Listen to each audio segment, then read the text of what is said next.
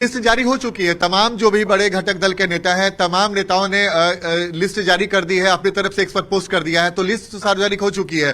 अब press conference होगा कि नहीं होगा, ये थोड़ा संशय इसमें, क्योंकि जो जानकारी आनी चाहिए थी वो जानकारी बिहार की जनता तक भी पहुंच गई है, एनडीए के पांचों घटक दल के लोगों तक भी पहुंच गई है।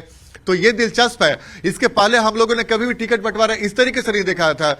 लेकिन सबसे महत्वपूर्ण बात, बीजेपी हो, जेडीयू हो, आरएलएम हो या फिर चिराग पासवान की पार्टी, पांचों ने जो एक्स पे पोस्ट किया है, बहुत दिलचस्प। एक वर्ड बहुत कॉमन है, सौहार्दपूर्ण वातावरण में एनडीए ने सीटों का बंटवारा कर लिया है। यानी कि ये पूरे मैसेज को अगर गौर से देखेंगे कि पांचों जो सहयोगी पार्टी है उन्होंने जिस एक वर्ड पे खास जोर दिया है, सौहार्दपूर्ण वातावरण, ये बहुत बड़ा मैसेज देने की कोशिश की गई एनडीए की तरफ से कि सीटों के बंटवारे को लेकर भले ही कई तरह के सवाल खड़े हो रहे थे, लेकिन जो फाइनली जो आंकड़ा सामने आया है उससे एनडीए के तमाम घटक दल पूरी तरीके से संतुष्ट है। ये अब दिलचस्प होगा कि कौन सी पार्टी को कहां की सीट मिली, किस विधानसभा सीट पर कौन सी पार्टी लड़ेगी। लेकिन एक और भी एक बड़ी खबर इस वक्त दर्शकों को दे दे, एलजेपीआरबी को मिली 29 सीटें। देखिए सीटों का फॉर्मूला आ चुका है। न्यूज 18 ने पहले भी आपसे कहा था 29 सीट चिराग पासवान को मिलेगी, और देखिए 29 सीट चिराग पासवान को मिल चुकी है। न्यूज 18 की खबर पर मुहर लग चुकी है। न्यूज 18 ने आपको पहले ही बता दिया था कि एलजेपीआरबी को 29 सीटें मिल सकती हैं। देखिए उस पर मुहर लग चुकी है। जेडीयू को 101, बीजेपी को 101, एलजेपीआरबी 29 और इसके साथ ही हम को 6 और आरएलएम को भी 6 सीटें दी गई है। न्यूज 18 की खबर पर मुहर लग चुकी है और अमितेश लगातार हमारे साथ बने हुए हैं दिल्ली से। अमितेश, न्यूज 18 बिहार झारखंड ने अपने दर्शकों को पहले ही जानकारी दी थी कि कुछ इस तरीके का फॉर्मूला हो सकता है और बिल्कुल उसी तरीके का फॉर्मूला सेट किया गया। हमारी खबर पर एक बार फिर से मुहर लगी। देखिए, ये बात बिल्कुल तय थी कि जेडीयू बीजेपी दोनों ट्रिपल डिजिट से कम पर चुनाव नहीं लड़ेंगे, यानी 100 से ज्यादा उनका आंकड़ा होगा। तो 101 के तौर पर दोनों की सीटें सामने आई हैं। जेडीयू बीजेपी 101 सीटों पर चुनाव मैदान में उतरेगी। जहां तक उपेंद्र कुशवाहा की पार्टी का सवाल है, उपेंद्र कुशवाहा की पार्टी 6 सीटों पर उनको शुरू से ही ऑफर किया जा रहा था, ज़्यादा सीटों की मांग कर रहे थे, लेकिन उनको भी पता था ज़्यादा सीटें मिलेगी नहीं, इसलिए सीटों की क्वालिटी पर ज़्यादा उन्होंने फोकस किया। और हमारे सूत्र बता रहे हैं कि उपेंद्र कुशवाहा ने एक बात सामने रखी भी थी कि जीतन मांझी की जो सीटें मिले लगभग उसके आसपास हमारी सीटें हों, यानी मांझी कुशवाहा की सीटें बराबर हो, तब जाकर एक बेहतर संदेश जाएगा। नहीं तो ऐसा लगेगा कि उपेंद्र कुशवाहा पांचों घटक दलों में सबसे छोटे दल के रूप में सामने आ रहे हैं। यही वजह है कि उपेंद्र कुशवाहा को 6 सीटें, जो उनके पसंद की 6 सीटें मिली, जीतन राम मांझी को भी 6 सीटें मिली हैं। दोनों को 6-6 सीटें दे करके बीजेपी ने एक मैसेज देने की कोशिश की है कि अगर बड़े दो घटक दल हैं, जेडीयू बीजेपी 101 बराबर पर, तो दो अगर छोटे पार्टनर हमारे हैं, लेकिन दोनों की अगर तुलना की जाए तो दोनों को 6-6 सीटें मिली हैं, यानी दोनों को बराबर सीटें मिली हैं। और जहां तक चिराग पासवान का सवाल है, चिराग पासवान ने सबसे ज्यादा यहां पर बार्गेनिंग की और विनर के तौर पर इस पॉइंट पर अगर हम कहें तो चिराग पासवान उभरे हैं। ठीक है, बीजेपी मैं लौटती हूँ अमितेश, आपके पास लौटती हूँ। आनंद भी लगातार पटना से बने हुए हैं। आनंद, क्योंकि हमने सीटों का फॉर्मूला अपने दर्शकों को पहले भी बताया था और ये खबर एक बार फिर से सामने आ गई है। और अब देखिए तस्वीर, ये लाइव तस्वीर बैठक की आ गई है। केंद्रीय चुनाव समिति की बड़ी बैठक शुरू हो चुकी है, जिसकी तस्वीरें आपको दिखा रहे हैं। और देखिए ये लाइव तस्वीरें अंदर से आप देख रहे हैं न्यूज 18 बिहार झारखंड पर। बैठक शुरू होने वाली है और उससे पहले की तस्वीर, ठीक उससे पहले की तस्वीर, प्रधानमंत्री नरेंद्र मोदी के साथ सीसी के तमाम सदस्य बैठे हुए हैं और अब बैठक में चर्चा शुरू की जाएगी। हालांकि सीटों का फॉर्मूला सोशल मीडिया के जरिए सामने रख दिया गया है, लेकिन अब बैठक शुरू होने जा रही है, जो कि अंदर की तस्वीर आप देख रहे थे। आनंद अमृतराज के पास चलेंगे। आनंद, क्योंकि चर्चा कर रहे थे कि सीटों का फॉर्मूला, जैसा हमने पहले भी अपने दर्शकों को बताया था कि कुछ इसी तरीके के नंबर्स हो सकते हैं, और देखिए बिल्कुल उसी तरीके के नंबर्स दिखाई दे रहे हैं।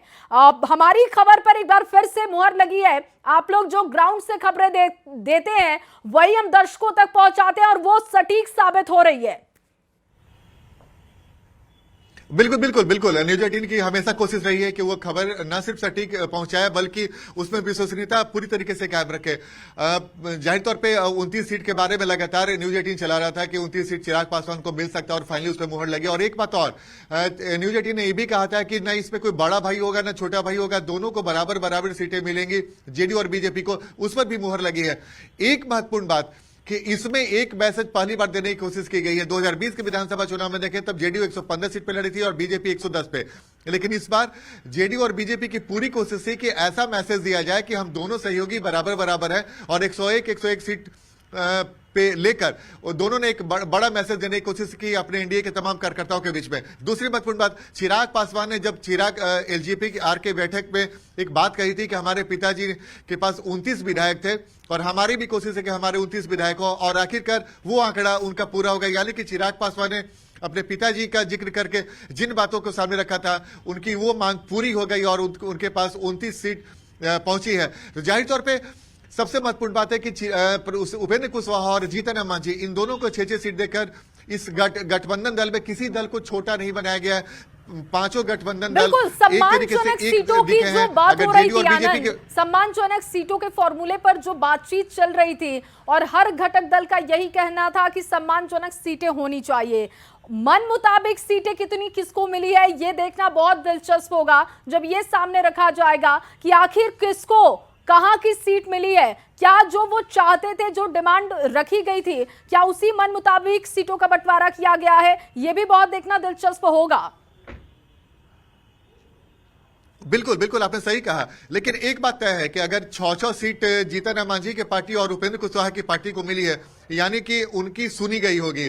अगर सीटों की संख्या, पिछले बार मांझी जी ने 7 सीट पे चुनाव लड़ा था, तो जाहिर तौर पर उनकी सीट एक भले ही घटी है, लेकिन इतना तय है कि अगर 6-6 सीट दोनों गठबंधन के सहयोगी को दिया गया है तो यानी कि उनके मन मुताबिक सीट उन्हें दे दी गई है। 101 पर बीजेपी और जेडीयू लड़ी है तो उनका भी आपसी तालमेल बेहतर हुआ होगा और चिराग पासवान को 29 सीट भले ही मिल गई है, लेकिन देखना यह दिलचस्प होगा कि क्या वो 29 सीट चिराग पासवान के मन मुताबिक मिली है या नहीं मिली है, उन्हें कौन सी सीट मिली है, क्योंकि इस पर हम लोगों को भी नजर है। जैसे ही वो सीटों की संख्या सामने आएगी और वो सार्वजनिक होगा कि कौन सी विधानसभा सीट किस पार्टी को मिला है, तो बहुत कुछ तस्वीर साफ होती दिखेगी। दिलचस्प यह है कि जीतन राम मांझी की पार्टी और उपेंद्र कुशवाहा की पार्टी को जो 6-6 सीट मिली है वो कहां मिली है, जो डिमांड पहले से इन लोगों का सबसे पहले था, क्या वो सीट मिली है या नहीं ख्याल तो जरूर रखा गया होगा। जब 6-6 सीटों का फॉर्मूला रखा गया होगा तो ये जरूर ख्याल रखा गया होगा कि जो उनकी मन मुताबिक सीटें हैं वो कम से कम दे दी जाए। आपका अनुभव अमितेश क्या कहता है, चिराग पासवान को जो सीटें मिली हैं, जो एडेड सीटें हैं, वो कौन से इलाके की सीटें हो सकती हैं? चिराग पासवान का जहां तक सवाल है, हर लोकसभा क्षेत्र में चिराग पासवान की तरफ से कम 2 सीटें मांगी जा रही थी, इसलिए इसके अलावा उनके प्रमुख नेता जो हैं अपने प्रमुख नेताओं के लिए वो सीट मांग रहे थे, लेकिन सीटों को लेकर के अभी तक खुलासा नहीं हुआ कि कौन सी सीट किसके खाते में गई है। लेकिन चिराग पासवान का जहां प्रभाव है, जिन जिन क्षेत्र में प्रभाव है, खासतौर से जो 5 उनकी जो लोकसभा की सीटें हैं, जीती हुई लोकसभा की सीटें हैं, उनमें हर लोकसभा क्षेत्र में 2-2 विधानसभा क्षेत्र की वो मांग कर रहे थे।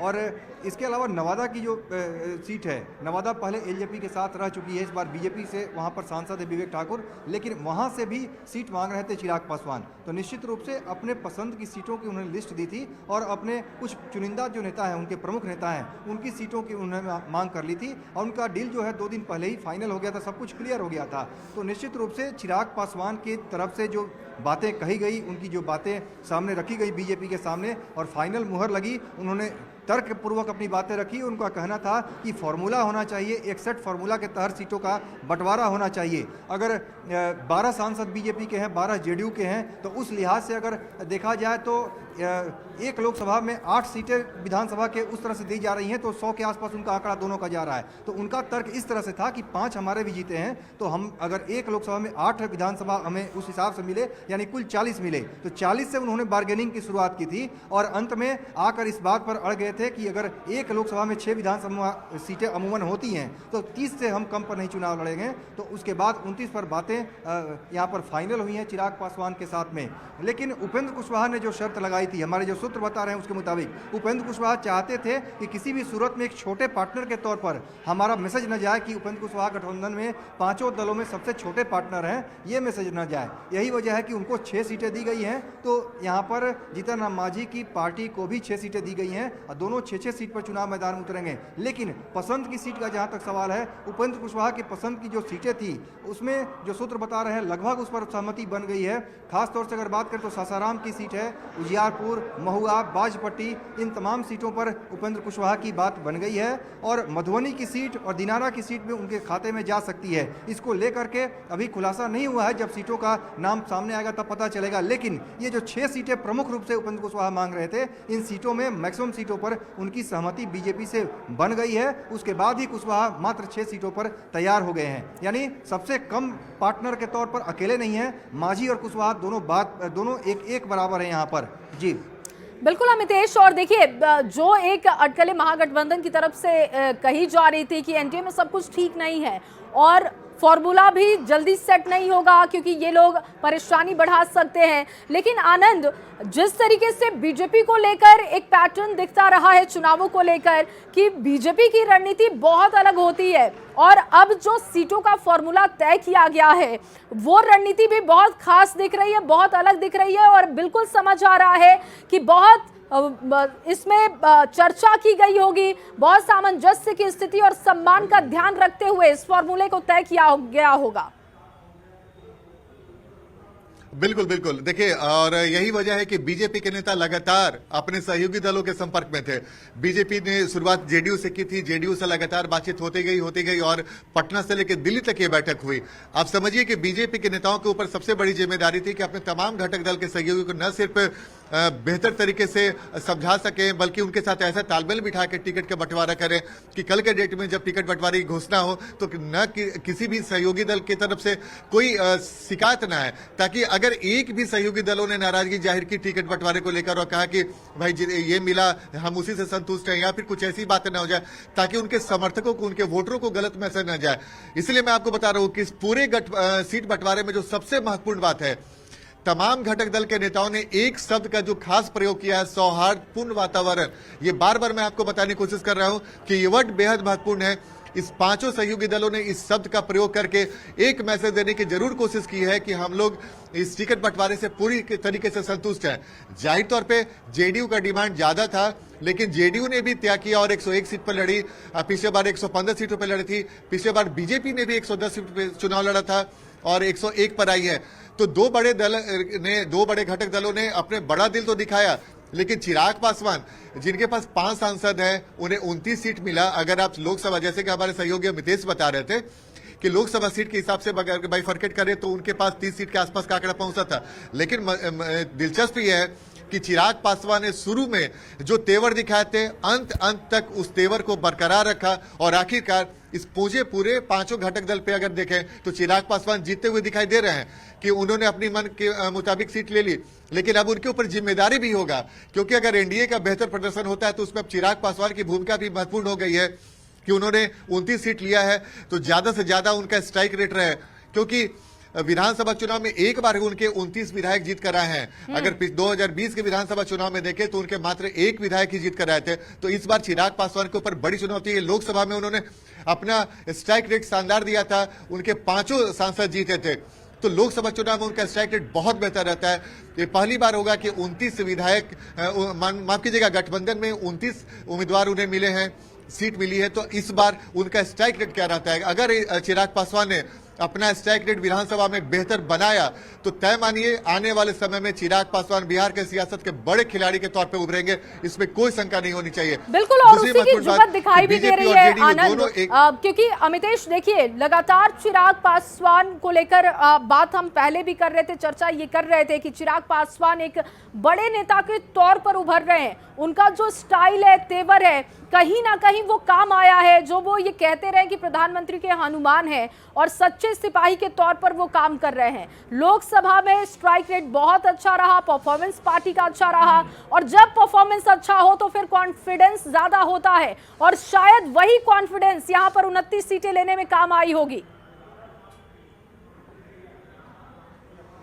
जी हाँ, बिल्कुल। चिराग पासवान लगातार हार्ड बार्गेनिंग कर रहे थे। शुरू से ही उनके तेवर जो है एक समान थे। लगातार इस बात को लेकर के कह रहे थे कि हमको ज़्यादा सीटें चाहिए। और अरुण भारती जो उनके बिहार के प्रभारी थे पार्टी की तरफ से, उनके सांसद हैं जमुई से, निश्चित रूप से उनकी तरफ से भी कहा जा रहा था 42-43 से बड़ा आंकड़ा दिया जा रहा था। तो लगातार एक आंकड़ा सेट किया था चिराग पासवान, उनकी पार्टी ने उस आंकड़े से कम पर तैयार नहीं थे। और ख़ास तौर से पिछली बार जिस तरह से चिराग पासवान ने अलग विधानसभा चुनाव लड़ा था, अलग होकर एनडीए से चुनाव लड़ा था, अपने आप को मोदी का हनुमान बता रहे थे और अलग चुनाव लड़ा था, उससे कहीं ना कहीं एनडीए को नुकसान हुआ, काफ़ी नुकसान हुआ। उसका खामियाजा भुगतना पड़ा खासतौर से जेडीयू को। तो कहीं ना कहीं बीजेपी के मन में 2020 का विधानसभा जो चुनाव था वो भी था। यही वजह है कि बीजेपी चाहती थी किसी भी सूरत में चिराग पासवान अलग ना हो जाएं और अलग जाकर के किसी के साथ अलायंस ना कर लें, तो हमारा वोट बिखर जाएगा। इसलिए लोकसभा चुनाव में जिस तरह से चिराग पासवान की जो पार्टी ने परफॉर्म किया था, उसके आधार पर एक बार फिर से विधानसभा चुनाव में उनको